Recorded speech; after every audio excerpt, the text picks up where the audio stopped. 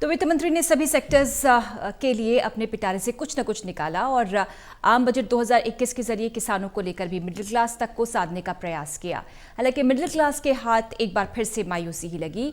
Income tax slab में कोई बदलाव नहीं हुआ। करीब पौने 2 घंटे के भाषण में वित्त मंत्री ने ऐलान किया कि 75 साल से अधिक आयु वाले बुजुर्गों को ITR फाइल करने की जरूरत नहीं होगी। वहीं हरियाणा के CM खट्टर ने इस बजट को संतुलित बजट बताया।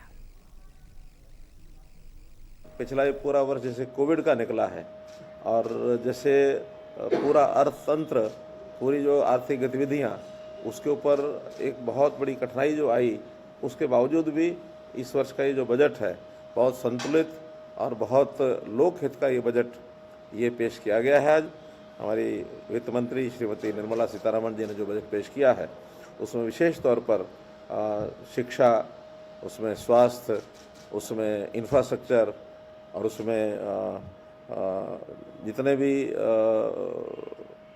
आवश्यक जितनी भी चीज़ें थी, सामाजिक सुरक्षा के नाते भी बहुत सी चीज़ों का ध्यान में रखा है ताकि सामान्य समाज को उसका लाभ हो।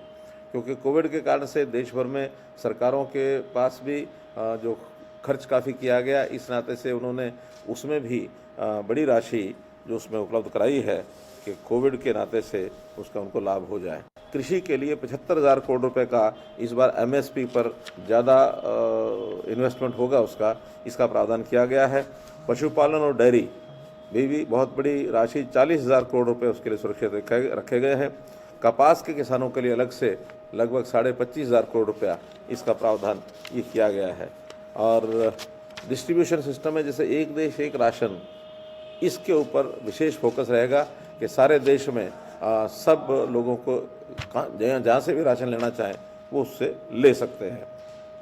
अगर मैं शिक्षा की बात करूं तो इसमें हायर एजुकेशन के लिए एक अलग से कमीशन गठन करने का जो फैसला किया है, इससे मुझे लगता है कि जैसा विषय आता भी शिक्षा के ऊपर जो लोग पढ़े लिखे, शिक्षित और अनुभवी लोग हैं, उनके माध्यम से शिक्षा का प्रसार होना चाहिए और इससे राजनीति से ऊपर उठ करके और हम लोगों को ये शिक्षा के काम में काम करना चाहिए। तो हायर एजुकेशन कमीशन का जो गठन होगा ये इसके लिए बहुत सार्थक होगा।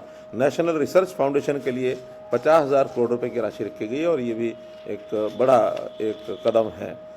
15,000 सरकारी स्कूल हैं, उनका स्तर बढ़ाया जाएगा, अर्थात हायर एजुकेशन की तरफ उनको और आगे ले जाने की बात ये रहेगी। इंफ्रास्ट्रक्चर में परिवहन मंत्रालय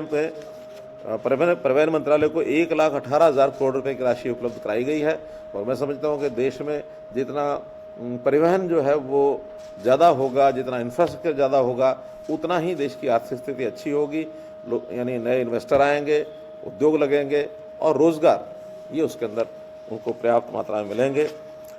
सामाजिक सुरक्षा में बीमा कंपनियों को और उनका जो निवेश है FDI को 74% का निवेश ये जो करने की छूट दी गई है, इसमें बीमा कंपनियां और ज़्यादा मजबूत होंगी और जो हमारे सामाजिक सुरक्षा के जितने पहलू हैं उसमें इसमें बल मिलेगा।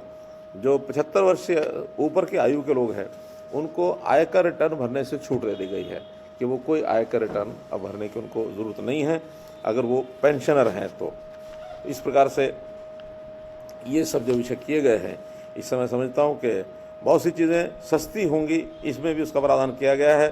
खास करके तांबा है, स्टील है, चमड़े का सामान है, वो सस्ता होगा। श्रमिकों के लिए जो न्यूनतम वेतन, इसकी योजना ये लागू की जाएगी। तो इस प्रकार से एक संतुलित बजट, सोना, चांदी, लोहा, तांबा आदि ये सब सस्ते होंगे।